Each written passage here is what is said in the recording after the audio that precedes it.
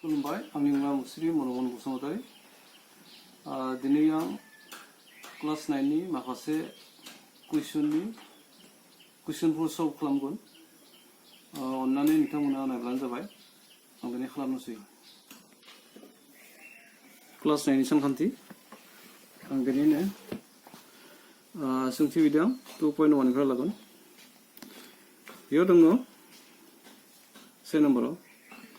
गाहायनि राशिफोरनि बबेया मोनसे सोलायस्लु थानाय बांबिदाब आरो बबेया नङा बेनि नोंनि फिननायनि थाखाय जाहोनफोरखौ फोरमाय। जों बेखौ मोनसेल' सोलायस्लु थानाय बिदाबफोरखौ दिहुननांगौ आरो बबेफोरा मोनसेल' सोलायस्लु गोनां आरो बबेफोरा गोबां सोलायस्लु गोनां बेखौ दिहुननांगोन आरो बबेफोरा बांबिदाब नङा बेखौबो दिहुननांगौ। कुइसनाव दङ से नम्बर 4x² - 3x + 7 बे बाथ्राखौ जों मिथिनाय सिगाङावनो जों माखासे बांबिदाबनि सोमोन्दै एसे बुजिग्रोनांगोन। सोलायस्लु बुंब्ला जों मिथिगौ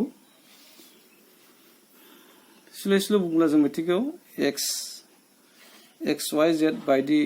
इंराजि हांखोजों सानखान्थियाव लिरोब्ला बेफोरखौ सोलायस्लु होननानै बुङो। दा बे सोलायस्लुजों जों माखासे सानखान्थि लिरगोन बेयो जाबाय बांबिदाब माने गोबां बिदाब सोलायस्लु आरो अनजिमाजों दाजानाय मोनफ्रोम बिदाब एबा बाहागोफोरखौ दाजाबसिन एबा दानख'सिनजों फाराग माने हानजा महराव दिन्थिब्ला मोनसे राशि सोमजियो आरो मोनफ्रोम बाहागोखौ बिदाब बुङो आरो बिदाबफोरा गोबां जायोब्ला बेखौ बिदाब गोबां बुङो। जों दाजाबसिन आरो दानख'सिनजों बेखौ फाराग दिन्थिगोन। जेरै जों खालामनोसै बांबिदाब बेफोरो गासैबो बांबिदाबा गासै मोनथाम दङ। बे से बिदाब राशि बेयाव जोङो 2x² आरो गुबुन बिदाब गैया, गुबुन हानजा गैया, मोनसेल' हानजा, बेखायनो से बिदाब। 2 नम्बर दङ नै बिदाब बेयाव दङ हानजा मोननै 2x² + 1 1आबो मोनसे हानजा 2आ मोनसे हानजा गेजेराव प्लास सिन दङ प्लास सिनजों फाराग दिन्थिनाय जादों। 3 नम्बर 3 बिदाब राशि बेयाव दङ मोनथाम 2x² + y - 1 मोनसे प्लास मोनसे माइनास होदों माने मोनसे बेबायदि प्लास माइनासजों फाराग हानजा दिन्थिब्ला मोनसे हानजा बे मोनसे हानजा बे मोनसे हानजा बेबायदि बिदाबफोरखौ मोनथाम दिन्थिब्ला 3 बिदाब आरो मोनथामनि बारा दिन्थिब्ला बेखौ बुङो बिदाब गोबां। मोनथामनि बारा बेयाव मोनसे मोननै मोनथाम मोनब्रै दङ बेखायनो बियो बिदाब गोबां। मोनसे थाब्ला से बिदाब, मोननै हानजा थाब्ला 2 बिदाब, मोनथाम हानजा थाब्ला 3 बिदाब आरो गोबांब्ला गोबां बिदाब बा बिदाब गोबां। बेयाव जों x y z बायदिफोरा सोलायस्लु आरो बिसोरनि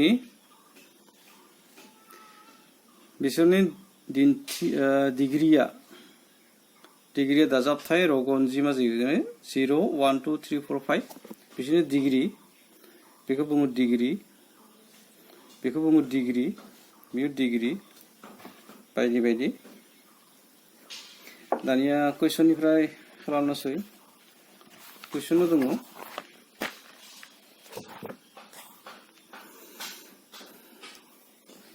4x² -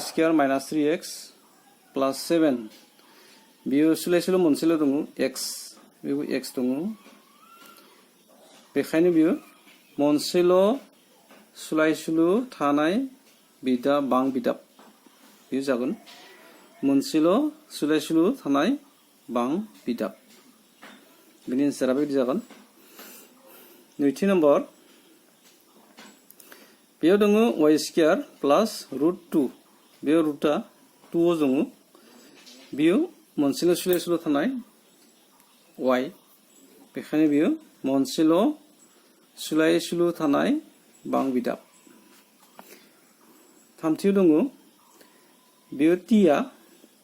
बर्ग दासेनि सिङाव दङ बिनि डिग्रिया हाफ जागोन बेनि थाखायनो बियो बां बिदाब नङा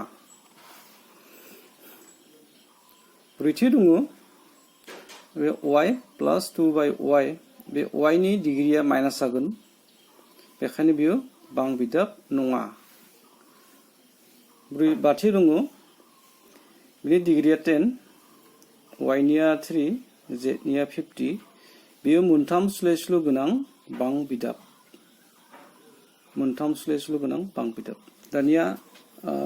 नै नम्बर खालामनोसै गाहायनि मोनफ्रोमाव एक्स स्क्वायरनि थाफादेरफोरखौ लिर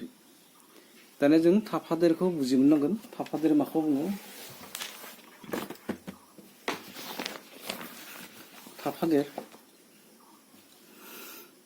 थाफादेर सानजाबनानै थानाय गुबुन अनजिमा सोलाय सोल'जों माखासे अनजिमा सानजाबनानै थागोन बे अनजिमाफोरखौ जों मा होननानै बुंगोन थाफादेरनाय अनजिमा जेरै 2x स्क्वायराव x स्क्वायरनि थाफादेर मा जाबाय बेयो 2 बेयो 2 थाफादेर बे 2 खौ जों मा होनो गुबुन रावजोंबो दिन्थिनो हायो बेयो जाबाय x नि अनजिमायारि थाफादेर x नि अनजिमायारि थाफादेरा 2 बे 2 दानिया जों उल्था बुङोब्ला 2 नि थाफादेर होनब्ला जों x स्क्वायर बेखौ मिथिगोन अब्ला जों मिथिबाय सानजाबनानै थानाय गुबुन अनजिमायानो जाबाय थाफादेर दानिया 2 नम्बर खालामनोसै 2 नम्बराव दङ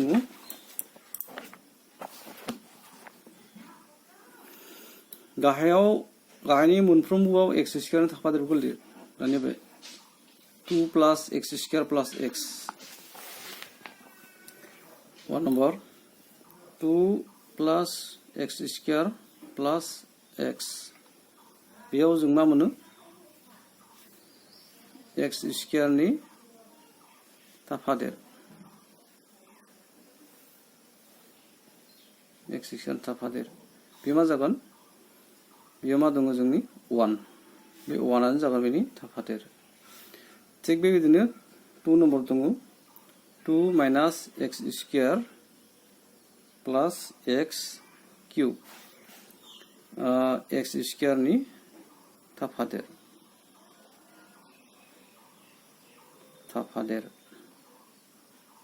जों मा मोनगोन बेयाव जों 1 लिरनो हायो 1 माने मा माइनास 1 थामथियाव पाइ बाय 2 x स्क्वायर प्लस x नि थाफादेर बे जाबाय बे अनजिमा x बाय पाइ बाय 2 बेखौनो बुङो थाफादेर ब्रैथि दङ बर्गदा 2x माइनास 1 बेयाव x स्क्वायरनि थाफादेर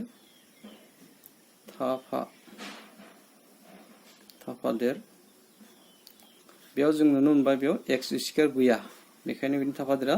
0 जिहेतु x स्क्वायर गैया बेयाव x स्क्वायर गैया बेखायनो बिनि थाफादेरा 0 जागोन दानिया 3 नम्बर खालामनोसै 3 नम्बराव दङ डिग्री 35 नि मोनसे नै बिदाब आरो डिग्री 100 नि मोनसे बिदाबसे मोनफ्रोमबोनि मोनफायै बिदिन्थि हो गिबियाव 3 नम्बरनि डिग्री 35 नि से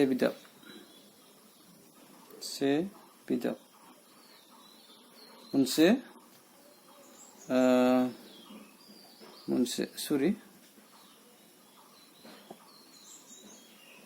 मोनसे नै बिदाब बे जागोन जों जायखिजाया मोनसे सुलाय-सुल लानो हायो बे सुलाय-सुलआव जों डिग्री 35 बेखौ होनांगौ बेनिफ्राय बेजों जों मोनसे अनजिमा दाजाबदेरब्लानो बा दानख'देरब्लानो जों नै बिदाब मोनसे राशि मोनगोन एन्सारा बेनो जाबाय बेनिफ्राय दङ डिग्री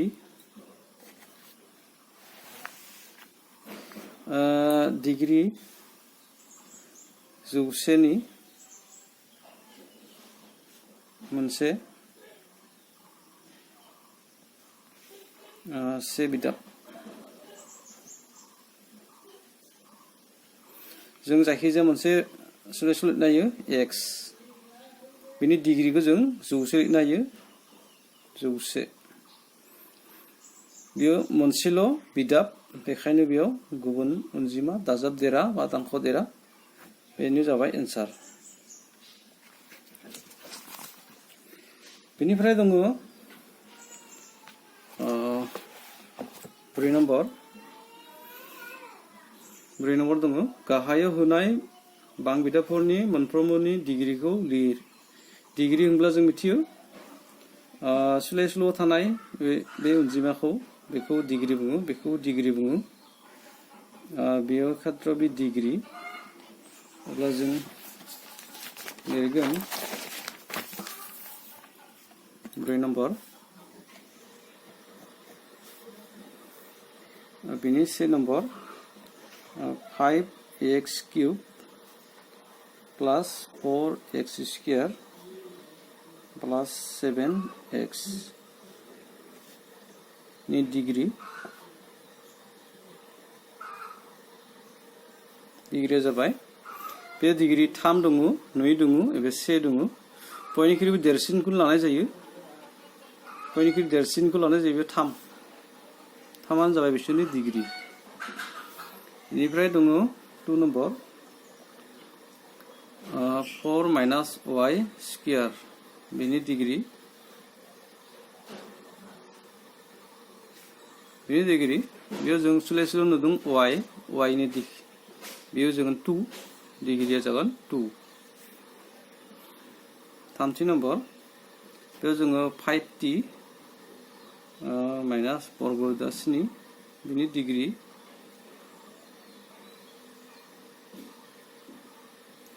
डिग्री एबा जों सुलाय-सुल tआव दङ 1 बेखायनो बेयो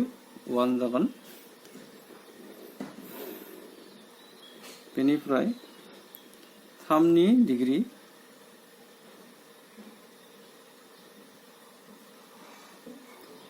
बेयाव जों नुनो मोनदों बेयाव जेबो सुलाय-सुल गैया इंराजि हांखो गैया बेखायनो डिग्रीया जागोन 0 दानिया जों 5 नम्बर खालामनोसै 5 नम्बराव दङ गाहाय होनायफोरखौ हांखोआरि जौगानाय आरो खनक बां बिदाब हिसाबै थाखो रान जों गिबियाव कुइसनखौ लिरनोसै x² plus x बिनि डिग्रीया 2 बेखायनो बेयो जागोन जौगानाय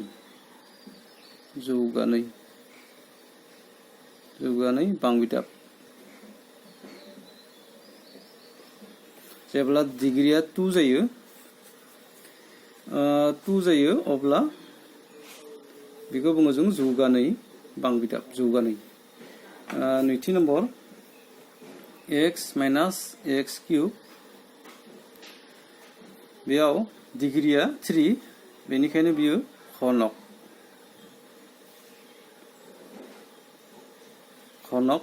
बिदाब गोबां थामथि number y minus y² plus 4 बेयाव डिग्रीया जों मिथिनो डिग्रीया 2 बेखायनो जौगानाय जौगानाय बिदाब गोबां जागोन 4 नम्बर 1 प्लस x बिनि डिग्रिया 1 बे जागोन हांखोआरि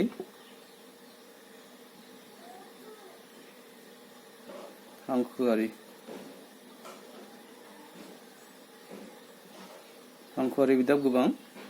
जेब्ला डिग्रिया 1 जायो हांखोआरि बिदाब गोबां 3t बेयो एखे हांखोआरि